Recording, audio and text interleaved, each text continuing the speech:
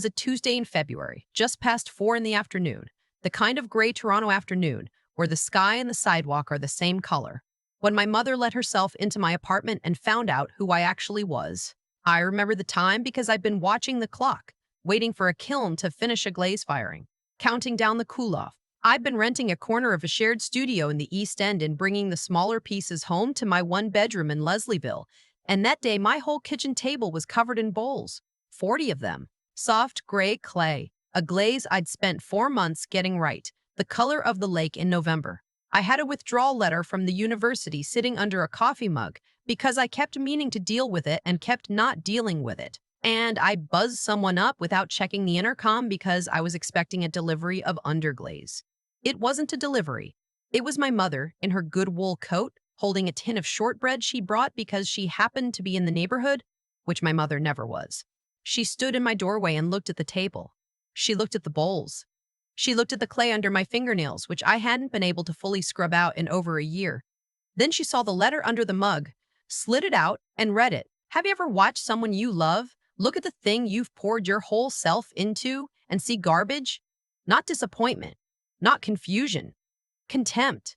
Like you've embarrassed them just by existing. If you have, tell me about it in the comments. I read every single one of yours. My name is Maeve Calloway, and in my family, we did not make bowls. We made doctors. My mother was a cardiologist, the head of her division at one of the big downtown hospitals, the kind of woman who could read a person's whole future off a chart in under a minute and was almost never wrong. My father had run that same hospital's administration for 20 years before he retired, pushed out earlier than he'd planned after a couple of bad investments and a settlement nobody in the family was supposed to know about. The kind that quietly took most of what they'd saved. From the outside, the Callaways still gleamed. The name still opened doors. The money behind it had mostly gone. And then there was my older sister, 6 years older, the one who'd graduated medical school near the top, who'd done her residency in orthopedic surgery, who'd opened a private clinic by 34 and had her name on the glass door. My mother's reflection, basically. Same straight spine, same way of asking a question so that you ended up confessing to something. Growing up, she was the standard I was measured against and never once met. I was the other one, the quiet one, the one who, at 11, made a little clay bowl in art class, lopsided and proud, and brought it home and set it next to my father's coffee at breakfast because I wanted him to put his keys in it. He picked it up, turned it over once, set it down, and said, "That's nice, Maeve. Finish your toast. Your tutor's coming at 9. I took the bowl back to my room, and I didn't show anyone anything I made for a very long time after that. Dinner in our house in Forest Hill was a performance review. My mother sat at the head of the table, always the head, never the side, and went down the line like she was doing rounds. My sister would give her a clean, confident report on her week, and my mother would nod, correct one small thing, and my sister would take the correction like it was a vitamin. Then it would be my turn. Maeve, your chemistry mark. A B+, and the silence that came after a B+ in our house was louder than any yelling could have been. My mother would set down her fork. My father would suddenly find his water glass fascinating. My sister would look at me with this expression that landed somewhere between pity and impatience, like I was a stock she'd warned them not to buy. A B+, my mother would say, is what you get when you're not sensible. Sensible. That was her word. It carried everything in our house. Sensible meant safe. Safe meant worthy. Worthy meant loved. And art, beauty, making things with your hands for the sake of the thing itself. That wasn't sensible. That was a hobby for people who didn't have to be serious about their lives. Other people's children could afford to be artists. Calloway's could not. So when she stood in my apartment that February afternoon holding my withdrawal letter, she didn't yell. She set the tin of shortbread down on top of one of my bowls, which cracked it, and I don't think she even noticed. She folded her arms. "You're going to call them tomorrow and reverse this," she said. "You'll tell them you had a health scare and you're ready to come back." "It's a real thing, Mom," I said. "What I'm doing. People make a living. People make us some people." "Make excuses," she said. "Callaways finish what they start. I did not work the hours I worked. I did not sacrifice what I sacrificed so that you could play in mud." Something cracked in me too, right then. Not broke. Cracked, like a glaze when it cools too fast, a thin line of pressure that's been building for years, finally finding somewhere to go. I looked at this woman who had planned my entire life like a treatment protocol. Private school, sciences, med school, residency, a specialty she'd already picked out for me, and who had never once, not a single time in 26 years, asked me what I actually wanted. No, I said. She blinked. I genuinely don't think she'd heard that word from me as an adult. I'm not going back, and I'm not calling them. The next few minutes were the worst of my life up to that point. She went very calm, which was always worse than her getting loud. She told me that if I threw away my education, I was throwing away the family with it. She told me she would not fund a tantrum. She told me she would not stand by and watch her own daughter become a punchline at her colleagues' dinner parties. And then she said the thing I think she'd been holding for years. You have always been the disappointment. I'd hoped you'd grow out of it. Then stop hoping, I said. I walked her to the door. After she left, I sat on the floor of my kitchen surrounded by 40 gray bowls and one cracked one, and I shook for about an hour. Then I got up because the kiln across town was done, and I had work to do. I gave up the apartment that spring because I couldn't make rent alone, and I moved in with my friend, who let me sleep on a pull-out couch in her place in Hamilton for as long as I needed. I had a little over $6,000 saved from years of part-time jobs, and I made it last the way you do when you've never been poor before and you're learning fast. Rice, lentils, the day-old shelf at the bakery, a transit pass, and nothing else. I got a job at a cafe near the harbor, $15 an hour plus, whatever ended up in the tip jar, and I steamed oat milk for people my age who had real careers and talked about their condos, and I smiled, and I went home, and at night, I made pots. That was the deal I made with myself. The days could belong to the cafe, but from 8 at night until 2 in the morning, every single night, the work was mine. I'd rented the cheapest studio shelf I could find, and I poured everything into it. Every silence after a B+. Every time my father had looked through me like I was a piece of furniture. That's nice, Maeve. It all went into the clay. I stopped trying to make pots that looked like the expensive minimalist stuff everyone was selling. I started making the dishes I wished my family had eaten off of. Bowls heavy enough to feel like they meant it. Plates with a thumb dent in the rim so your hand knew where to hold. Mugs that fit a real Canadian winter, the kind you wrap both hands around. Pieces that were a little imperfect on purpose because the perfect ones felt like my mother's table, and I wanted to make the opposite of my mother's table. I called the collection Common Table. The whole idea was that the table is where a family is supposed to actually see each other, and most of us never got that, and maybe if the dishes felt warm enough, people would sit down a little longer. I posted photos one night around midnight on a Maker forum and a couple of design accounts, expecting nothing, and went to sleep. When I woke up, there were over 900 messages. It wasn't viral the way a dancing dog is viral. It was the better kind, the slow kind, where the right people see your thing and they don't scroll past, they stop, they share it to someone who shares it to someone. People weren't just saying the bowls were pretty. They were telling me stories. A woman wrote that she'd set a real table for the first time since her husband died, and her grown kids had come over and nobody looked at their phones. A guy wrote that he'd bought 2 mugs, one for him and one for his estranged brother, and mailed the second one with no note. And his brother had called him for the first time in 3 years. I sat in that pull-out couch at 6 in the morning and cried, reading messages from strangers who understood exactly what I'd been trying to say with a lump of clay. One of those strangers was a man who'd built and sold 2 small companies and had a reputation for finding people right before everyone else did. He didn't message me about the bowls. He messaged me one line. This isn't tableware. It's a way back to people. Can we talk? We talked for 4 hours that first call, then 4 more the next day. He understood the clay and the cash flow in the same breath, which I'd never seen before. And more than that, he understood what the work was for. Within a few weeks, he'd come up to Hamilton, and we'd sat in my friend's kitchen drawing a plan on the back of grocery flyers. He had connections to a small fund out west that backed makers and design companies instead of the usual apps, run by a woman who'd built a furniture business from nothing. She held one of my mugs for a long time on our video call, turned it over, found the thumb dent, and went quiet. Then she said, I funded a lot of companies. This is the first one where I wanted to keep the sample. They put in our first real money, enough to lease a proper studio, hire 4 people, buy kilns that didn't break my heart. We worked the next 18 months the way you work when you finally get to do the thing you were made for. I didn't take a real salary for the first half a year. We built common table into something with my name nowhere on it and my whole self all over it. We sold out 3 launches in a row. We got into a couple of beautiful independent shops in Toronto and Vancouver and Halifax, then a few more. Then a big national home company started leaving messages. I want to be careful here because this is the part where people online get suspicious, and they're right to. So I'll be plain about it. The big company was Cedar Line, a national home goods chain you've probably bought a duvet from. They didn't want to carry us.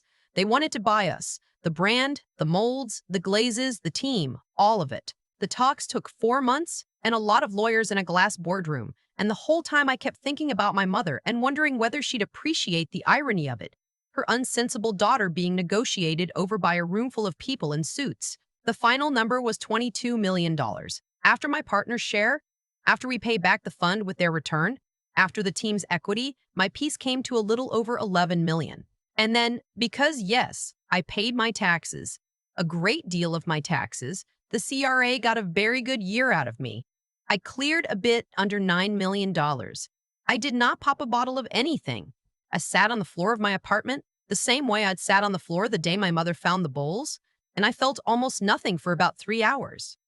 Then I opened my laptop and started sketching something new, because that's the only thing that's ever made me feel like myself. But first I needed to get out of the city for a while. I'd gone to Prince Edward County once, years before, for a friend's wedding, and I'd never forgotten it. The long, flat light off the lake, the old stone farmhouses, the wineries, the way the whole place felt like it was made for people who worked with their hands. So when I started looking for somewhere to actually live, a real home and not a borrowed couch, I looked east, out past Belleville, down into the county. I found it online and drove out on a cold, clear morning to see it. An 1860s limestone farmhouse on 11 acres, with a falling down barn and a view all the way down to the water. It had been built by a family that grew barley and then abandoned through the 70s and finally restored, board by board, by an architect who turned the old drive shed into a studio with windows along the whole north wall. The good light, the light you'd kill for. It was the past and the future leaning against each other. I paid $2.6 million for it, and I had it inspected 3 times because I couldn't believe it was real. That left me with more than enough to live the rest of my life without ever once doing math at the grocery store again. The first night I slept there, I walked through every room with my shoes off. The wide pine floors creaked. The ceilings were high, and the original glass in the windows was wavy and old, and bent the moonlight into ripples on the wall. I stood in the studio with the lake going silver out the window, and instead of joy, what I felt was pure terror. Because there was a voice in my head, and it was my mother's, and it said, "You don't deserve this. You make dishes. Your sister rebuilds people's spines. Your mother holds hearts in her hands. Who do you think you are, sitting in a stone house pretending to be a serious person?" That's the part nobody warns you about. The money lands, the house is beautiful, and you stand in the middle of it, absolutely certain that someone is going to knock on the door and tell you there's been a clerical error, that all of this was meant for somebody who matters, and you'll have to give it back. The feeling didn't lift on its own. What helped was my partner, who'd moved his side of the business out to the county to keep working with me, and who found me one night sitting on the porch staring at nothing. "You're doing it again," he said, and sat down. "The thing where you forget that you made something that put 100,000 families back at the same table, and instead you hear your mom telling you it doesn't count." I didn't answer. "Maeve," he said, "you made a venture capitalist want to keep a mug. You gave strangers a reason to phone their brothers. No surgeon in the country can do what your work does." It took weeks for that to sink in. But slowly, it did. And then, about 7 months after I moved out to the county, my phone rang. Unknown number. Toronto area code. I almost let it go. Something made me answer. "Maeve, it's me." It was my sister. I hadn't heard her voice in nearly 2 years. It was different than I remembered. Careful, a little soft, like she was reading from something she'd practiced in the car. "I saw the article," she said. "There'd been a profile that spring in a national paper, the law school dropout makes good kind of story, except it was med school in Clay, and it mentioned the county and the acquisition and the number. It's a beautiful house. Mom and Dad and I were talking. It's been too long. We feel terrible about how everything went. We thought, what if we drove out this weekend, just to reconnect? Reconnect. That word went through me like January air off the lake. Not because it hurt, because it was so clean, so transparent. They hadn't reconnected when I was sleeping on a pull-out couch in Hamilton. They hadn't reconnected when I was making $15 an hour and counting transit fare. 2 years, and not one call, not one text, not one card at Christmas. But the paper had printed a number beside my name, and suddenly the family missed me. Sure, I said, and my voice came out level, almost kind. This weekend works. I hung up and sat for a long while. Then I called my partner. They're coming, I said. The whole set. He was quiet a second. You okay? I think so, I said. For the first time, I actually think I am. They came out Saturday morning. I watched the car turn up the long gravel lane through the maples. And I want to mention, because someone always points this out and they're right, that a working farmhouse out here absolutely does have a gravel lane. That's just what the county is. You don't pave a kilometer of laneway. You grade it and you live with the dust. My mother got out in a camel coat and city boots that were going to be ruined in the mud, and she clearly did not care. My father got out more slowly than I remembered. Thinner, grayer, an old man where I'd left a powerful one. And my sister stepped out in a navy blazer with her jaw set, her eyes already moving over the house and the barn and the acreage, appraising it, pricing it, the way she'd been raised to price everything. My mother tried to hug me at the door. Our arms went to the wrong heights, and we sort of collided at the shoulders and pulled apart fast. Well, she said, looking past me into the front hall, the high ceilings, the light, isn't this something? It's home, I said. I gave them the tour because that's what you do. I was polite, and I was 100 miles away inside.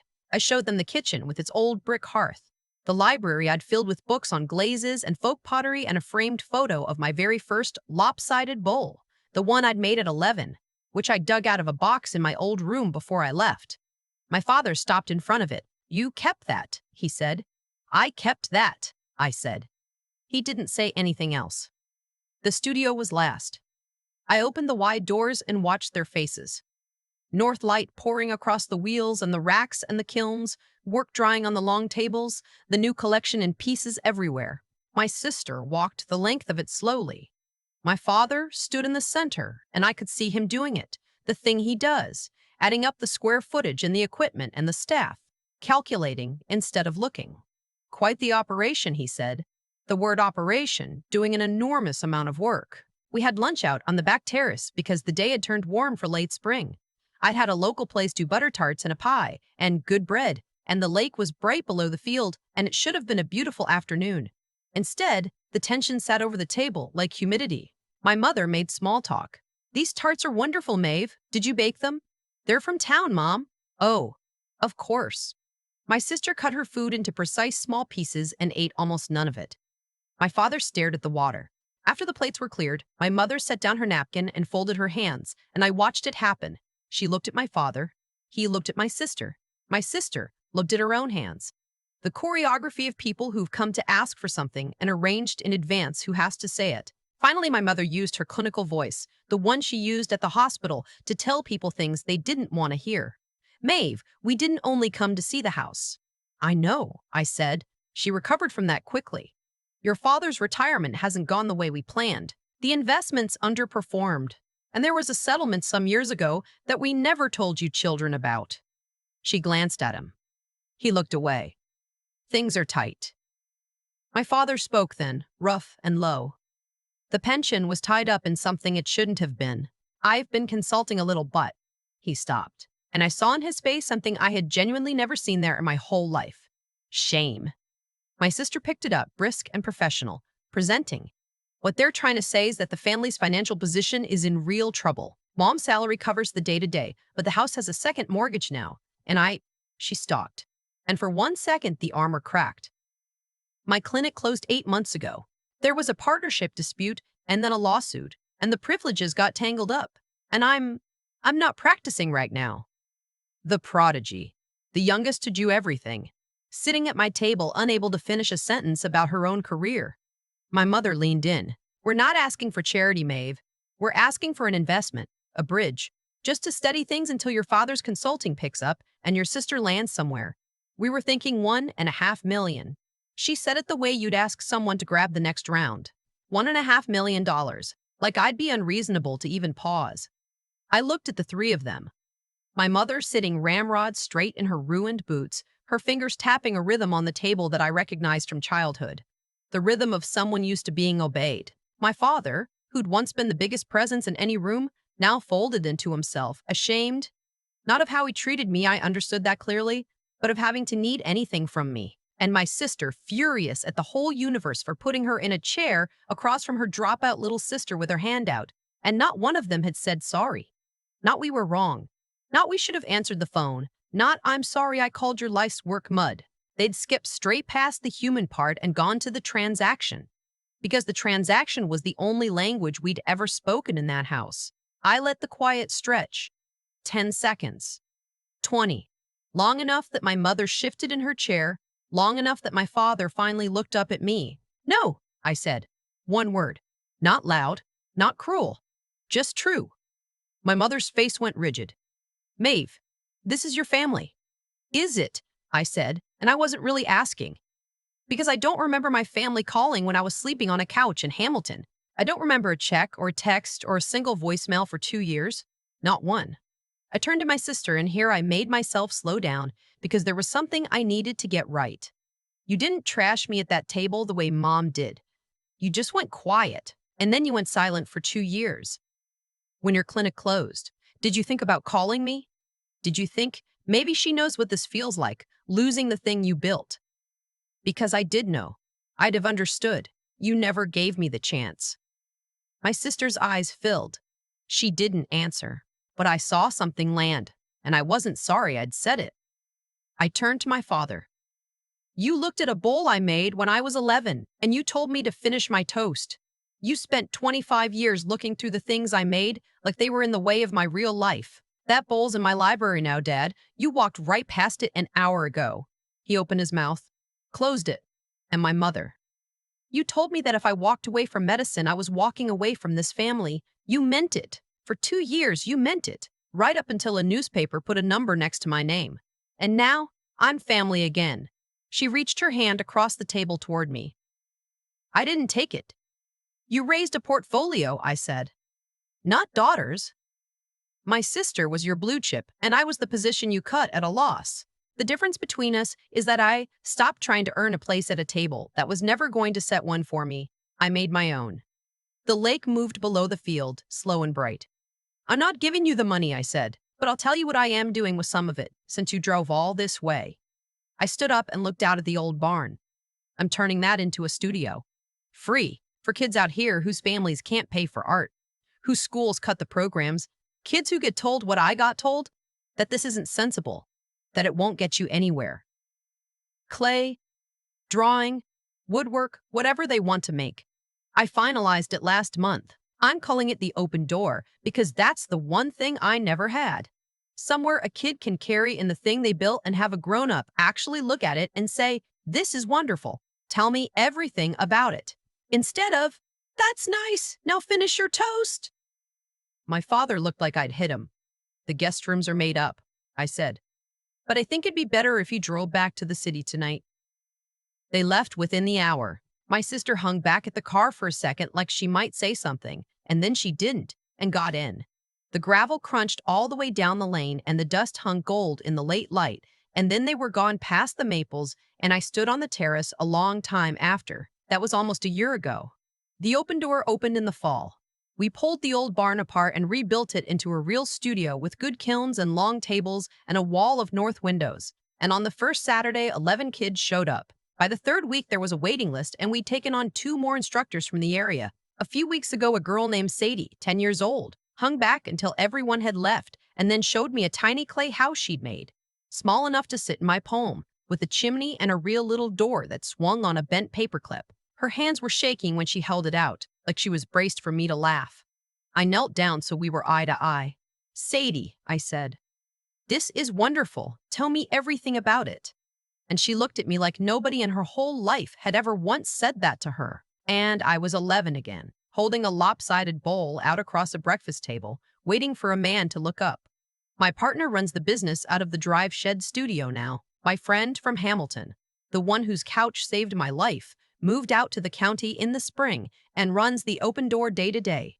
Most Friday nights, a few of us cook in my kitchen. Badly. Too much garlic, no recipe, and we eat off the heavy gray bowls and sit on the porch and watch the lake go dark. My mother sent me an email last week. No subject line, one line. I saw a photo of the children in your barn. They looked happy. I haven't answered. I might someday. Not because I'm angry, because I'm honestly not anymore, but because it took me almost 30 years and a lot of pain to learn the one thing I most needed to know, and I'm still sitting with it. You don't owe your love to people just because you share their blood. Love isn't a debt. It isn't a contract. It isn't a balance you carry. Love is the thing you build, freely, with the people who actually see you and choose to stay. My name is Maeve Calloway. My family told me I wasn't sensible. They told me what I made with my hands was mud. They told me to get out, so I got out. And I built a house out of stone and filled it with light and put an open door in it for every kid who was ever told to finish their toast. So now I want to ask you, what's the thing you've been hiding under a coffee mug, afraid to show anyone? Tell me about it in the comments. I'll read every single one. And if you're that kid right now, the one whose family doesn't get it, the one being told to be sensible, I need you to hear this. You are sensible. Your work is real, and one day you're going to make something that helps a stranger feel a little less alone. I promise. I'll see you next time.